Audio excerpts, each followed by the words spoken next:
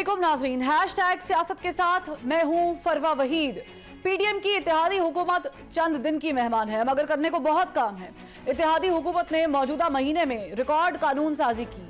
हालांकि कुछ कवानीन को लेकर तो इत्तेहादी जमातें ऐवान में चीखती चिल्लाती रह गई मगर फिर भी हुकूमत ने मुड़कर नहीं देखा और बिल पास कर दिए।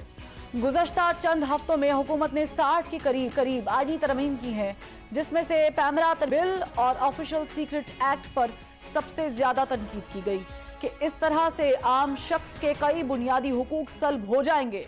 ऑफिशियल सीक्रेट एक्ट पर जमात इस्लामी के सेनेटर मुश्ताक अहमद खान ने खुलकर तनकीद की।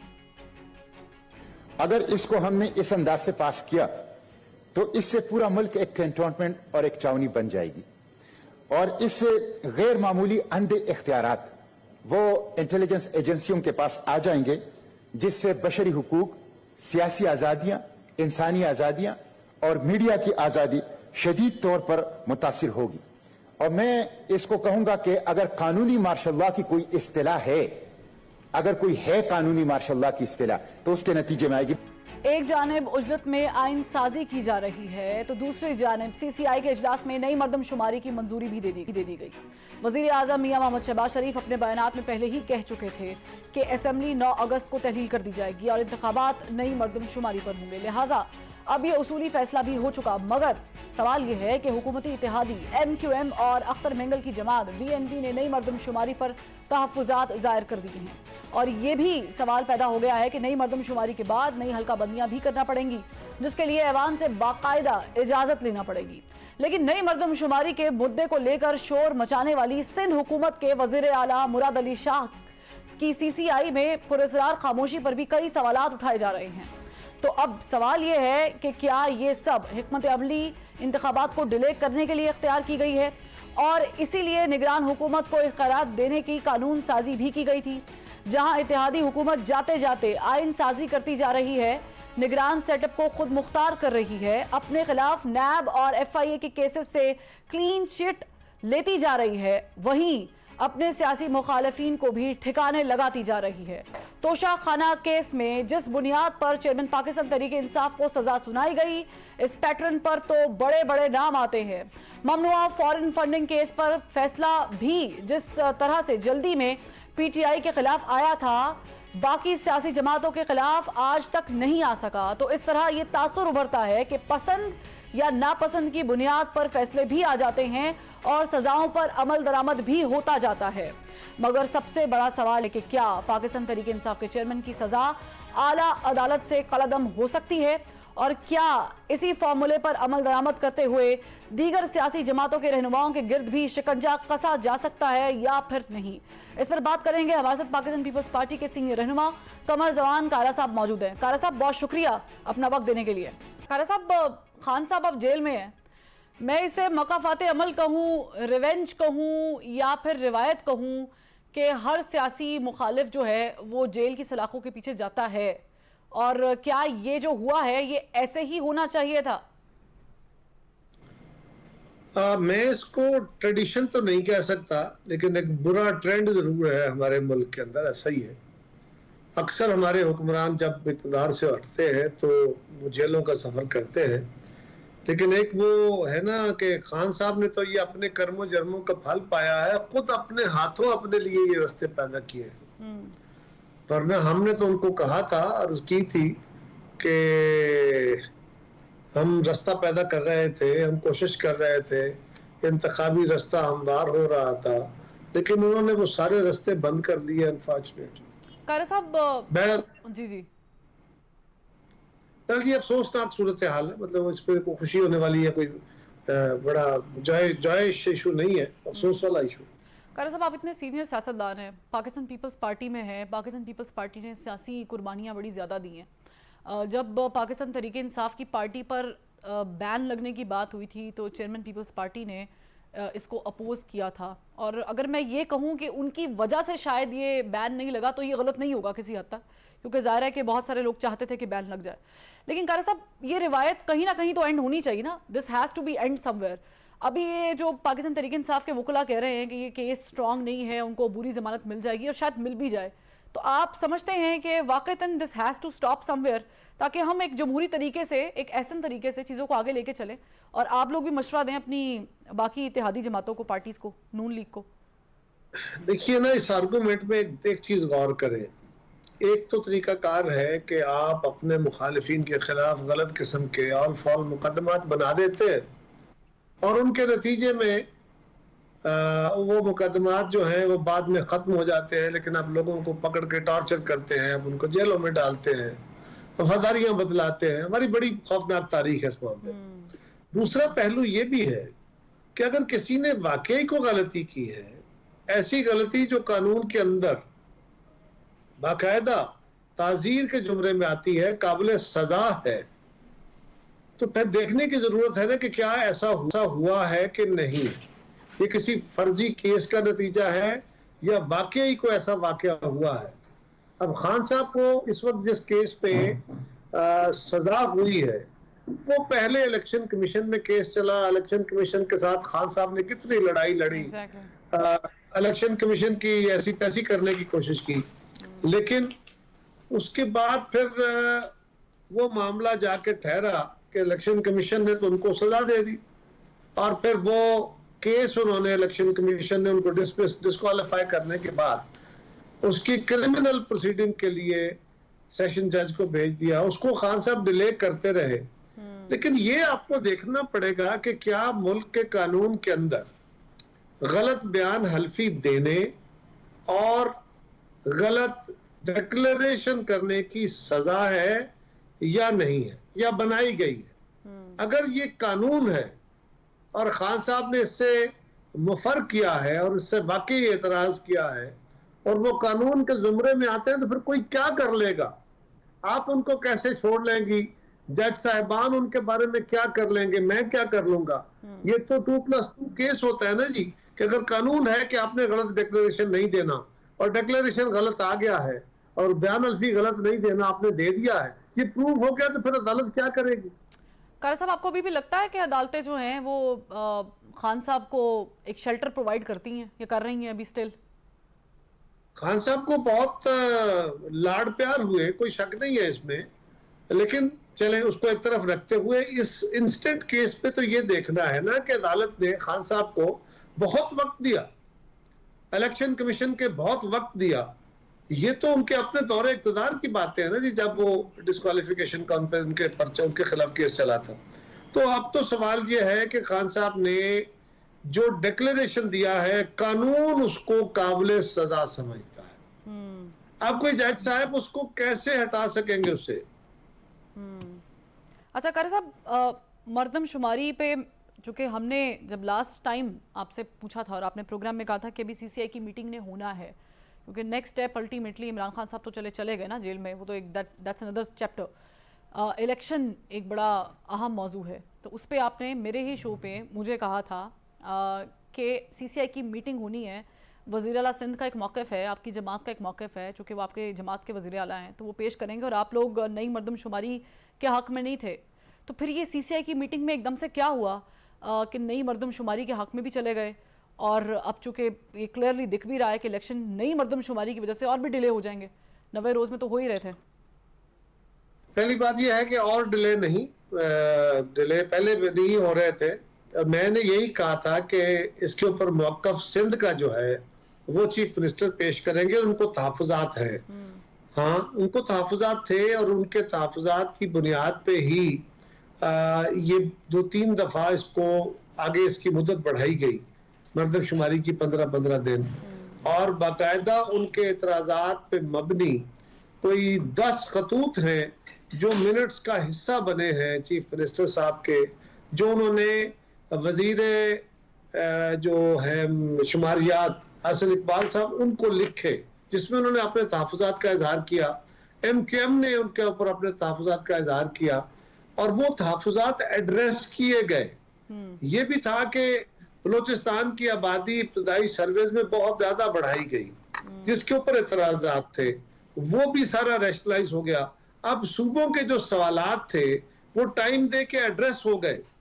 एड्रेस होने के बाद, उनके मुतमईन होने के बाद, ये हमारी आईनी और कानूनी जिम्मेदारी थी कि हम जो काम हमारे अहद में शुरू हुआ उसको कानूनी आईनी तौर पे हम मंतकी अंजाम तक पहुंचाए, हमने पहुंचा दिया।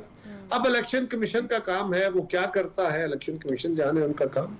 लेकिन कारी साहब 90 रोज अगर असेंबली 9 तारीख बताई जा रही है और 9 को अगर टूटती है तो ultimately 90 days would be there नए इलेक्शंस में, और अगर मरदमशुमारी पे रजामंदी जाहिर की है तो नई मरदमशुमारी में टेक्निकली चूंकि 4 महीने का तो कहा जा रहा था कि ये प्रोसीजर है मुकम्मल होने का, तो हम इसे 4 साढ़े 4 महीनों के दरमियान में कंसीडर कर लेते हैं। 1 महीने का भी अगर डिले होता है, अगर 90 रोज से 1 दिन भी ऊपर जाता है तो ये कानूनी हैसियत में तो फिर उल्ट हो गया। तो इस पे पाकिस्तान पीपल्स पार्टी तो शुरू दिन से ही कह रही थी कि जो भी होगा वो आइन के बीच में होगा, 90 दिन हो या 60 दिन हो, कानून के दरमियान में रहकर रास्ता निकलना चाहिए। तो ऐसे में अगर हम मरदमशुमारी की बात करें और ऊपर चली जाती है नहीं मरदमशुमारी की वजह से, तो पाकिस्तान पीपल्स पार्टी का उसके खिलाफ खड़ी होती है। देखिए, जो आइन बनाने वाले थे ना हमारे या हमारे सीनियर्स, उन्होंने कानून और आइन बनाते हुए इस बात का एहतमाल रखा था कि ये अपने अपने टाइम पे चीजें मुकम्मल होंगी। ये भी आईनी तकाजा है कि मुल्क में अगर असेंबली डिसॉल्व हो जाती है कबल अज वक्त तो 90 दिन में इंतखाब होगा, और ये भी एक आइन का तकाजा है कि मरदमशुमारी हो के अगर नोटिफाई हो जाती है तो फिर नई मरदमशुमारी के तहत हल्का बंदियां करके इलेक्शन होगा। ये भी आईनी जिम्मेदारी है। अब नॉर्मली क्या होता है कि मरदमशुमारी मिड आफ्ता टेन्योर ये मरदमशुमारी का अमल शुरू होता है, तो साल एक में 8-9 महीने में ये अमल मुकम्मल हो जाता है और इलेक्शन पास नहीं आते। अब इन दोनों आईनी शिकों पे अमल में बयक वक्त ये मुमकिन नहीं नजर आ रहा। अब इसमें एक बोध आ गया है। अब वो बोध ये है कि 90 दिन में इंतखाब कराना आईनी जिम्मेदारी है और नई मरदमशुमारी नोटिफाई होने के बाद हल्का बंदियां भी आईनी जिम्मेदारी है। तो इसके दरमियान अगर सूरत हाल ये हो जाए कि 2 आईनी शिकों पे अमल करने या 2 से ज्यादा आईनी शिकों पे अमल करने में अमर माने जो है वो वक्त आ जाए कि एक वक्त के अंदर ये मुमकिन ना हो, तो फिर एक चीज जरूर है कि मिनिमम पॉसिबल टाइम में वो जो शिके हैं उन पे अमल होना चाहिए। नई मरदमशुमारी के तहत इलेक्शन होना है, 4 महीने आपने दुरुस्त का टाइम होता है, वो 3 महीने भी किया जा सकता है। 3 महीने में वो किया जाए और 1.5 महीने का टाइम दे के कोई 4.5 महीने में, यदि कोई महीना सवा महीना अगर बहुत जरूरी हो जाए, अगर इससे भी पहले मुमकिन हो, 90 रोज के अंदर अंदर हो सके तो बहुत आला, लेकिन अगर ये मुमकिन ना हो तो फिर मिनिमम पॉसिबल टाइम जो है वो डिले का उसमें करके नीयत ये होनी चाहिए कि हमें आइन की शिकों पे अमल करना है लेकिन डिले नहीं करनी। सही, ठीक है कारी साहब, मुझे ब्रेक का कहा जा रहा है, एक ब्रेक ले लेते हैं, फिर वापस आते हैं, यहीं से कंटिन्यू करते हैं गुफ्तगू। Welcome back.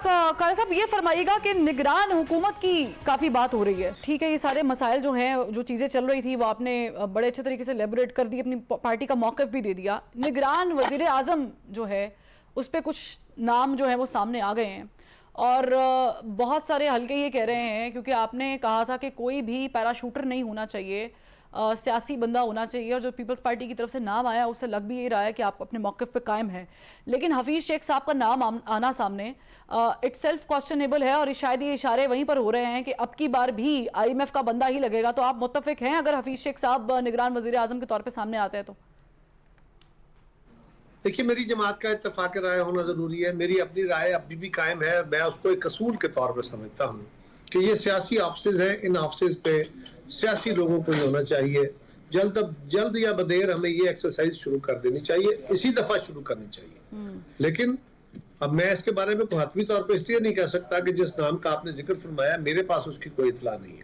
ठीक है, लेकिन ये इतला जो है इसके ऊपर बाकायदा ये न्यूज़पेपर्स में भी इसकी हेडलाइंस लगी हुई है और हर जगह ये मौजूद है। ये वैसे ही शायद बहुत सारी खबरें ऐसी निकलती हैं लेकिन फिर वो रह जाती हैं। निकलती है या निकाली जाती है कारी साहब? निकाली जाती हैं या निकलती हैं, लेकिन ये भी होता है कि बाज़ औक़ात मीडिया को जरा जल्द पता चल जाए तो वो इसके खिलाफ इतनी को स्टोरी चल जाती है कि अच्छा भला नाम पिट जाता है। ठीक है कारी साहब, ऑफिशियल सीक्रेट एक्ट तरमीमी बिल, इस पे आप के सेनेटर रज़ा रब्बानी साहब ने भी मुखालिफत की, इस पे जो है वो सेनेटर मुश्ताक अहमद खान साहब ने भी मुखालिफत की, लेकिन बिल आखिर ये बिल भी पास हो गया। क्या मजबूरी है इस बिल के पास होने की और आप लोगों को क्या तहफ्फुज़ात क्या थे इस बिल से? मेरा तो इशू सिंपल ये है कि अगर कोई पाकिस्तान के दिफाई इदारों को डिफेम करता है तो क्या उसको काबिल ताज़ीर नहीं होना चाहिए? उस बिल के अंदर जो जिन चीजों पे इतराज हुआ था रज़ा रब्बानी साहब की तरफ से और सेनेटर मुश्ताक साहब की तरफ से, उनको एक तो अप्रिशिएट करना चाहिए आपको, इस पार्लियामान को, इस सेनेट को, कौमी असम्बली को, कि वहां पे सीरियस डिबेट्स होती हैं। लोग अपनी पार्टियों से हट के भी पॉलिसी के मुताबिक अपना ओपिनियन देते हैं और उससे चीजें तब्दील होती हैं। ये तो वर्किंग पार्लियामेंट का असूल है, ये तो एक सबूत है। मियां साहब ने और उनके बाकी दोस्तों ने जो बातें कही वो एग्री की गई और जो उसमें सुकम था अनलिमिटेड इख्तियार गिरफ्तार करने का इंटेलिजेंस एजेंसियों को, वो बहुत सारी शिकें उसमें से हटा दी गई है। इसी तरह जो पहला जो केयरटेकर गवर्नमेंट को बाइख्तियार बनाना था, उसको इख्तियार में इजाफा करना था, उसके ऊपर भी उन्होंने अपने तहफ्फुज़ात का इजहार किया और उसमें भी चीजें तब्दील की गई। तो ये तो खूबसूरती है इस कानून की, इस पार्लियामान की। ठीक है, लेकिन काल साहब बड़ी उजलत में बहुत सारे तरमीमी बिल जो हैं वो पास हुए हैं। हुकूमत के जाने के जैसे जैसे दिन करीब आते जा रहे हैं, करीब जो है वो तरमीम कर ली गई हैं। आपकी पार्टी के सेनेटर्स ने या रुकन कौमी असम्बली ने अक्सर और बेशतर जगह, जैसे कि आपने भी कोट किया कि जब निगरान वज़ीर आज़म को इख्तियार देने का मामला था और वो बिल पास किया जा रहा था तो उस पर भी अपोज किया गया। ये जो सीक्रेट ऑफिशियल एक्ट है इस पर भी अपोज किया गया, यूनिवर्सिटीज़ वाले मामले पर भी अपोज किया गया, यहाँ तक कि पार्लियामेंट में खड़े होकर यानी सेनेटर रज़ा रब्बानी साहब ने कॉपी भी फाड़ दी। तो ये तो समझ आ रही है कि हर बंदा अपनी जुदागाना राय रखता है और पार्टी पॉलिसीज जो हैं वो हर पार्टी की अपनी अपनी होती हैं, लेकिन इसके बावजूद बिल पास हो जाते हैं। कुछ हल्के ये कह रहे हैं कि पाकिस्तान पीपल्स पार्टी जो है वो टारगेट कर रही है, यानी आने वाले दिनों में आप और नून लीग एक पेज पर नजर नहीं आएंगे और उसकी शुरुआत हो चुकी है फ्लोर से ही। देखिए, पहली गुजारिश ये है कि जो यूनिवर्सिटियों के बिल थे वो प्राइवेट मेंबर्स डे के तौर पे थे, उसमें पार्टियां की पॉलिसी नहीं चलती। वो प्राइवेट मेंबर्स की अपनी आरा होती हैं, वो अपने मंसूबे दे सकते हैं, वो अपने रेजोल्यूशन ला सकते हैं, यही इसीलिए प्राइवेट मेंबर्स का बिल होता है वो। और उसके ऊपर भी हमारी जमात की तरफ से बड़ी खुल के आरा आई है। ये देखिए, हमारे दौर में कोई 40-42 कवानीन पास हुए हैं एक हफ्ते या 10 दिन के अंदर अंदर। इमरान खान साहब के एक दौर में एक दिन 1.5 घंटे में कोई 52 कानून पास हो गए थे। ना उस दिन अच्छा काम था, ना आज अच्छा काम है। होना क्या चाहिए? होना ये चाहिए कि हमें टाइम के मुताबिक लेजिस्लेशन मुकम्मल करनी चाहिए। लेकिन ये होता है कि हमारे यहाँ ना एक मिजाज सा बन गया है, एग्जीक्यूटिव में भी बहुत सारी समरियां होती हैं, बहुत सारी फाइलें होती हैं, जो हम जल्दी में होते हैं ना, काम भागम भाग लगे होते हैं, तो कई सारे काम पेंड हो जाते हैं और पेंडेंसी आखिर में आके बढ़ जाती है। आजकल आप वजीरों को देखेंगे, उनकी फाइलें पड़ी हैं, दबादब वो फाइलें देख रहे हैं, वो अपने एग्जीक्यूटिव जो काम करने वाले हैं वो कर रहे हैं। आप पार्लियामान में देखेंगे कि बड़ी तेजी से वो बिल्स जो कमेटियों के सुपुर्द किए गए, जो मुख्तलिफ स्टेजेस पे थे, वो बड़ी तेजी से पास हो रहे हैं। होना तो यही चाहिए कि वो अपने मामूल के मुताबिक चले, लेकिन फिर बाज़ औक़ात बदी वजूह चीजें डिले हो जाती हैं और जो आपके दौर में शुरू हो वो आपके दौर में मुकम्मल भी होने चाहिए। ठीक है काला साहब, बहुत शुक्रिया, आपने अपना कीमती वक्त। नाज़रीन, यहाँ पर एक ब्रेक लेते हैं, ब्रेक से फिर वापस आते हैं, हमारे साथ रहिएगा। Welcome back. हमें ब्रेक के बाद ज्वाइन किया है पाकिस्तान मुस्लिम लीग नून के सीनियर रहनुमा और मामले खुसूसी वज़ीर आज़म अताउल्लाह तारड़ साहब ने। सर बहुत शुक्रिया आपके वक्त का। मैं ये कह दूँ कि खुश तो बहुत होंगे आज आप सर, क्योंकि आपके एक सियासी मुखालिफ सलाखों के पीछे हैं। अब हो गई लेवल प्लेइंग फील्ड। मैं समझता हूँ कि जी अल्लाह ताला से डरना चाहिए, अल्लाह से रहम मांगना चाहिए और मुंह पे हाथ फेर के ये नहीं कहना चाहिए मैं किसी को नहीं छोड़ूंगा, ये भी नहीं कहना चाहिए कि मैं एसी उतार लूंगा, ये भी नहीं कहना चाहिए मैं टीवी उतार लूंगा और गर्मियों में पंखा बंद कर दूंगा और सर्दियों में हीटर बंद कर दूंगा, घर का खाना बंद कर दूंगा, लोगों की दवाइयां बंद कर दूंगा। सिर्फ अल्लाह से डरना चाहिए और तकब्बर और गरूर जो है हमने यही सुना है कि उसका सर नीचा होता है।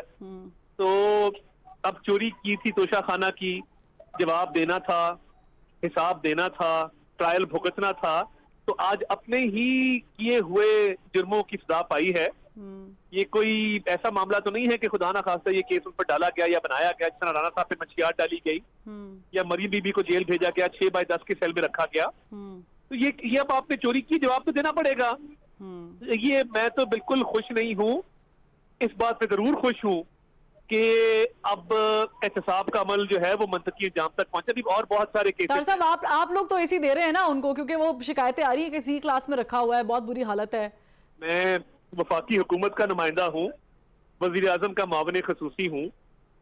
मेरा ये काम ही नहीं है कि मैं पंजाब हुकूमत के होम डिपार्टमेंट के भी आगे प्रेजेंट डिपार्टमेंट की खबर रखूं कि किसको किस हाल में रखा है और क्या सहूलियात दी जा रही हैं। ये छोटापन होता है शहजाद अकबर की तरह, ये सुए लेना और ये कहना कि जी फलां की फलां चीज कर दें, फलां की फलां चीज ना करें। अगर कोई दरखास्त आई और टक्कर के लोगों ने, इनकलाबियों ने, जिहाद करने वालों ने, जो अपने आप को कहते थे कि हम मुल्क की तकदीर बदलने निकले हैं और रोक सको तो रोक लो, तो अगर इन टक्कर के लोगों ने और इन इनकलाबियों ने दरखास्त दी वाटर कूलर की, आइस बॉक्स की और पंखे की और एसी की और टीवी की, जो कि सुना है कि हाई कोर्ट चले गए हैं, तो फिर ऑब्वियसली हुकूमत इस पे गौर करेगी, मगर अभी तक हमारे पास दरखास्त आई कोई नहीं। ठीक है तार साहब, मुझे ये बताएं, निगरान वजीर आजम के नाम का तो आपको पता ही होगा, हफीज शेख साहब फिर मजबूत कैंडिडेट है? देखिए, मैं जो मीडिया रिपोर्ट ही देखी है, मैं ऑब्वियसली लीगल मामला से कर रहा हूँ, तो बेहतर है कि कोई इकोनॉमी की समझ बूझ रखने वाला शख्स हो, मगर ये अकेले मुस्लिम लीग नून ने फैसला नहीं करना। इसमें तमाम इत्तेहादी शामिल हैं, वो एमएनए जो अपोजिशन पार्टी की तरफ से बैठे हैं असेंबली में, वो लोग शामिल हैं। तो ये ऑब्वियसली कंसेंसस से एक फैसला होगा और शहबाज शरीफ साहब का ये बड़ा एक स्ट्रॉन्ग पॉइंट रहा है कि उन्होंने हमेशा मुशावरत से तमाम फैसले किए हैं और इंशाल्लाह इस पर भी मुशावरत होगी। बेहतर है, मेरी राय बतौर सियासी वर्कर ये है कि इकोनॉमी की समझ बूझ रखने वाला कोई शख्स आएगा तो ये पाकिस्तान के मफाद में होगा। ठीक, यानी तार साहब जाते हुए मैं सिर्फ ये पूछना चाह रही हूँ कि हफीज शेख साहब का मतलब ये है नाम का आना कि IMF का बंदा आ गया है और वो स्ट्रांग भी है, क्योंकि ज़ाहिर है कि आप लोग कामरान टसूरी साहब को तो वोट नहीं देंगे कि वो निगरान वजीर आजम बन जाए।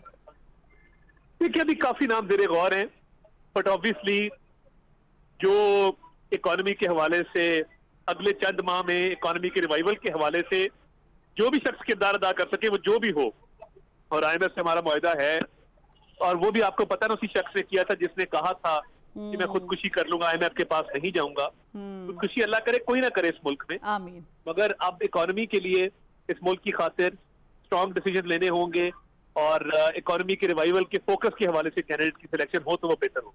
ठीक है तार साहब, बहुत शुक्रिया, आपने वक्त दिया। नाज़रीन, एक ब्रेक लेते हैं, जब वापस आएंगे तो चौधरी एतजाज एहसन साहब सीनियर कानूनदान क्या राय रखते हैं पाकिस्तान तहरीक इंसाफ की गिरफ्तारी पर, एक ब्रेक के बाद। Welcome back. ब्रेक के बाद हमें ज्वाइन किया है एतजाज एहसन साहब ने, सीनियर कानूनदान है। सर, बहुत शुक्रिया वक्त देने का। एतजाज साहब, पाकिस्तान तहरीक इंसाफ के चेयरमैन को सजा हो गई तोशा खाना में और जेल भी चले गए वो, लेकिन पाकिस्तान तहरीक इंसाफ के वकला की जानिब से कहा जा रहा है कि अभी भी बहुत सारी वीक पॉइंट्स हैं जिस पर वो जब जाएंगे, वो चले गए हैं ऑलरेडी इस्लामाबाद हाई कोर्ट, तो इमरान खान साहब को जमानत मिल जाएगी। ये जमानत या अबूरी जमानत क्या मुमकिन है अभी भी इस केस में? ये तो सरवर ये तो मामूल है। मामूल ये है कि उसकी जमानत हो जानी चाहिए। क्यों हो जानी चाहिए? क्योंकि सजा सिर्फ 3 साल है, तो अदालत ये देखती है कि 3 साल में अगर हम इसको महीना भर भी यहाँ रखेंगे और कल हमने फैसला किया कि ये बेगुनाह है, तो इसका अगला चांस है कि ये 1 महीना भी उसको रखना, 3 साल की सजा तो थोड़ी सी है और उसमें ये मुनासिब नहीं है।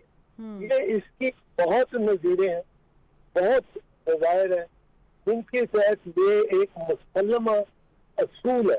हाँ, अगर आपको उम्र कैद हुई है या राय मौत हुई है या 20 साल हुई है या 14 साल हुई है, तो उसमें आपका कम इम्कान है कि वो सजा मुअत्तल है। लेकिन अपील जो है, पहली अपील, फर्स्ट अपील जो है, उससे समझा जाता है कि वो इस्तेहकाक है हर मुलजिम का, उससे इनकार नहीं किया जा सकता। एक तो अपील होगी से होगी, तो एक अपील में अगर उस फैसले को, उन शहादतों को, सबूतों को जो उन्होंने पेश किए इस्तेगासे में, और जो सफाई की तरफ से जो मौक़िफ़ लिया गया है, जो बयान दिया गया है, जो गवाह हुए हैं, वो उनसे अगर ये निकला कि ये बेगुनाह है, तो 14 साल वाले का तो चलो उससे काटनी थी, बड़ी 4 साल उससे काट ली, बहरहाल उसकी अपील की हेयरिंग का 4-5 साल, फिर भी 14 साल दिया।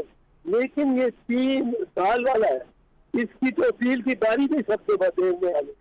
पहले जो हमने जो सुनना है उसको जिसको सजाए मौत हुई है बॉर्डर रेफरेंस, फिर दूसरा हमने सुनना है उनको जिनको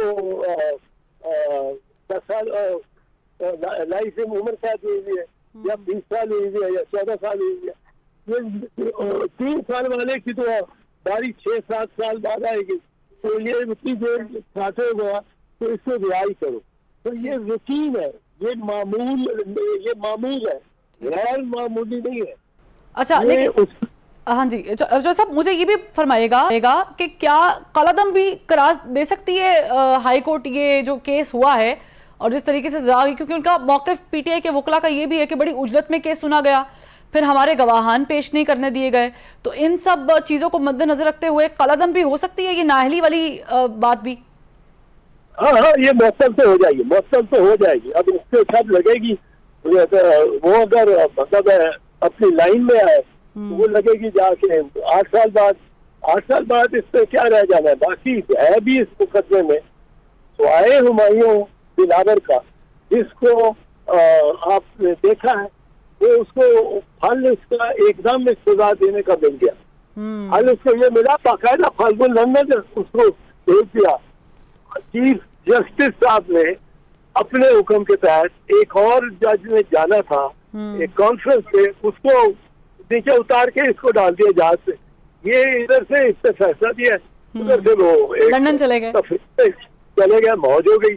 अच्छा, फिर ये इन्हीं जज साहब को के इसके फैसले के अलावा हाई कोर्ट ने, चीफ जस्टिस ने अपने फैसले में ये लिखा है वो जो मामला है इसके कि क्या इसको इख्तियार था जज को कि वो अपनी स्वाबदीद में जो 4 गवाह मुल्जिम की तरफ से पेश होने को लिस्ट तारीफ दी गई है उस सबको मुस्तरद कर दे। ये मुल्जिम की तरफ से किस तरह, मैं पूछता हूँ, ये किस तरह जज मुल्जिम की तरफ से कह सकता है ये मेरा ये मेरा जो गुनाह है, ये अदालत कहते कि ये मेरा कहते हो, तो भाई मेरा गवाह है, मेरा गवाह अगर जाके विटनेस बॉक्स में गवाह के कचहरे में खड़ा होके अगर गैर मौजूद बात करेगा तो आप उसको उस वक्त कहें। अगर वो वहां जाके बजाय केस की बात करने, वो पाकिस्तान का हॉकी टूर्नामेंट जो है आजकल हो रहा है और पाकिस्तान की शिकस्त दर शिकस्त पे वो बोलना शुरू होता है, आपका बात कर, ये कोई नहीं है, केस पे बात कर। अब अगर वो नहीं केस पे करता तो खुद ही रिजेक्ट कर देंगे उसको, और कोई डिफेंड भी नहीं कर सकेगा। ठीक, अच्छा, तो सब ये भी फरमाइएगा कि ये जो असासे डिक्लेयर ना करना और इस पर जाहिर के खान साहब की नाअहली हुई है, बहुत सारे और भी ऐसे लीडर्स या यूं कह लूँ मिनिस्टर्स या सिटिंग MNAs हैं जिन्होंने फॉर्म B पे डिक्लेयर नहीं किया था, आपने बहुत सारी चीज़ें डिक्लेयर नहीं की हुई हैं, तो इस पैटर्न से क्या उनके लिए भी ये शिकंजा कसा जा सकता है या हो सकता है? बिल्कुल बिल्कुल, सबके लिए बराबर होगा। लेकिन मैं कहता हूँ ये क्या बात है, मैं समझता हूँ अकाउंटेबिलिटी के जो एहतसाब के जो कवानीन है और वो सारे सियासतदानों से मुतालिक है। किसी ने कोई नहीं कहा कि सिविल सर्वेंट जो करते हैं फोर्स बोर्ड और इतनी करते हैं, वो महकमे के महकमे आधी शुगर गायब होती है, आधी चावल गायब होते हैं, आधी गंदम गायब होती है, और ये सारे उसमें किसी पे चार्ज नहीं होता। और अगर सियासतदानों पे यही होना है तो कानून को जरा नर्म रखना पड़ेगा, और ये नर्म रखने के लिए जरूरी है कि उसके आप ये गुंजाइश रखें कि बेनिफिट ऑफ डाउट, शक का फायदा मुल्जिम को दे जाना, ठीक, इस फैसले को नहीं जाना, मुल्जिम को जाना, तो उसको सामने रखते हैं। ये तो कोई केस ही नहीं है, इस केस में तो अब देखे ना, और एक और इसकी देख, इस्लामाबाद में ये फैसला होता, किसको यकीन था कि ये फैसला मुल्जिम के खिलाफ आए? जज को यकीन हो सकता है, इस मामले में आईजी पंजाब को यकीन होगा। अब आईजी पंजाब ने तैयार रखी हुई है अपनी नकली उसको ड्राइव करने के लिए, फिल फॉर बिल्कुल। वो फैसला हो रहा है इस्लामाबाद में, और गिरफ्तारी के लिए फोर्स तैयार है ऑलरेडी, और ओरिजिनल वारंट पे ही गिरफ्तारी हो सकती है, फोटो कॉपी पे नहीं हो सकती, व्हाट्सएप कॉपी पे नहीं हो सकती, ओरिजिनल पे। अब ओरिजिनल पे पहुंच गया लाहौर। यानी एतजाज साहब आप कहना चाह रहे हैं, सॉरी मैं सर कता कलामी की माफी चाहूंगी, यानी आप कहना चाह रहे हैं कि बिल्कुल ऐसा ही हुआ कि वहां से फैसला हुआ और यहाँ से कुछ देर बाद जो है वो गिरफ्तारी हो गई, और इस्लामाबाद का और लाहौर का काफी फासला है, यानी अगर आप बाय रोड भी जाएं तो 3.5 घंटे तो लग ही जाते हैं। तो ये इतना कम फासला जो है वो कुछ मिनट्स में, आधे घंटे में तय कैसे हो गया? यानी आप कहना चाह रहे हैं कि ये फैसला ऑलरेडी रिटर्न हैंड ओवर कर दिया गया था? ये फैसला पुलिस, पंजाब पुलिस को भी पता था, पंजाब की इंतजामिया, चीफ मिनिस्टर वगैरह सबको पता था कि ये फैसला आना है, और उस पर उन्होंने उसको गिरफ्तार करना कि भाग ना जाए फैसला, सुन के पता लग गया खिलाफ आ गया फैसला। तो ये आप उसको गिरफ्तार नहीं कर सकते जब तक आपके पास ओरिजिनल वारंट ना हो। एग्जैक्टली। ये बंदे की आजादी को इतना मतलब है मजरूर नहीं किया जा सकता। ये कानून है, आईन है, इसमें फंडामेंटल राइट्स है, बुनियादी हकूक है, हमको ये हजम कर रहे हैं। ये जो पिछले 18 महीने में जिस तरह आईन की कितने बनाए गए, आईन को नजरअंदाज करते हुए 90 दिन में इलेक्शन नहीं कराए, मैं सोच भी नहीं हो सकता है, मैं बिल्कुल नहीं सोच सकता था कि ऐसा हो सकता है। फिर आईन जब खड़े उड़ा के ये निगरान बैठे हैं, 90 दिन के लिए तुम्हारे घर का भाई, आप घर जाओ, आप रुपये पैसे नहीं जाए, आपका कोई इख्तियार नहीं है, ये आप पे जाम लग सकेगा अगर फिर से आप बदल गई देखो। तो ये इस किस्म की हर चीज ही कर रहे हैं गैर आईनी, हर चीज ही गैर आईनी कर रहे, इतनी गैर आईनी और इतनी सुप्रीम कोर्ट के फैसलों की तस्दीक और नजरअंदाज करने की मैंने आज तक किसी हुकूमत में नहीं देखी। सही है एतजाज साहब, मैं आपसे आखिर में एक छोटा सा सवाल करना चाहूंगी। मुझे सिर्फ ये बता दें कि ये जो हम लेवल प्लेइंग फील्ड सुनते आ रहे थे, ये हो गई, हम इसको समझें कि ये लेवल प्लेइंग फील्ड हो गई। Can we move on towards election? होना चाहिए, अब तो करना चाहिए, पर इसमें प्रॉब्लम ही आएगी। इमरान खान अगर 4-5 दिन में रहा होगा जो होना चाहिए, इस केस में उसको 3-4 दिन से ज्यादा नहीं रखा जाता। अच्छा, वकालतनामे साइन हो गए अगर वकीलों के, वो कल उन्होंने नहीं होने दिए। तो सर कल परसों में अगर समाअत होती है तो फिर आपको इमरान खान साहब इस वीक में या नेक्स्ट वीक के शुरू में बाहर आते हुए नजर आ रहे हैं? एब्सोल्युटली। उसकी वजह ये है कि ये 3 साल की सजा है। 3 साल की सजा आईन में लिखा है, कानून में लिखा है कि 7 साल से सजा कम हो तो वो 7 साल से ज्यादा सजा हो तो प्रोहिबिटेड किया होगा, वो प्रोहिबिट करती है, माने करती है। लेकिन 7 साल से कम हो तो बेल की जमानत की सहूलत मुलजिम को मिलनी चाहिए, उसको रिहा होना चाहिए। ठीक है, जमानत कस्टडी में आ जाता है और जेल की कस्टडी से निकल जाता है। तो ये 3-4 साल बाद, 3-4 दिन बाद, 5 दिन बाद अगर वो जेल से निकला और उसको एक क्राउड आ गया लेने, इस्तकबाल करने, और वो एक लाहौर आते आते कुछ और बन गया, वहाँ इनको इतनी फोर्स डिप्लॉय करनी पड़ेगी, इतनी फोर्स बेमानी होगा ये। एग्जैक्टली ज़ाहिर है, ये तो साहब ज़ाहिर है कि बहुत शुक्रिया आपने वक्त दिया, लेकिन 2-3 पॉइंट्स जो आपने उठाए वो बड़े मानी खेज हैं। जैसे एक पॉइंट चौधरी साहब ने उठाया वो ये था कि ये कैसे हो गया कि वहाँ पर फैसला हुआ और यहाँ पर फिलफौर पुलिस के पास ओरिजिनल वारंट भी पहुँच गया। खैर बहुत सारी मुहिम चीज़ें हैं इसमें जिसको एड्रेस करना ज़रूरी है। नाज़रीन, अगस्त का महीना है, आज़ादी का महीना है। वैसे तो हम फिजिकली और लीगली जो हैं हम आज़ाद मुल्क है, पाकिस्तान एक आज़ाद मुल्क है, लेकिन हम क्या ज़हनी तौर पे भी आज़ाद है? और हमें इजाज़त दीजिए।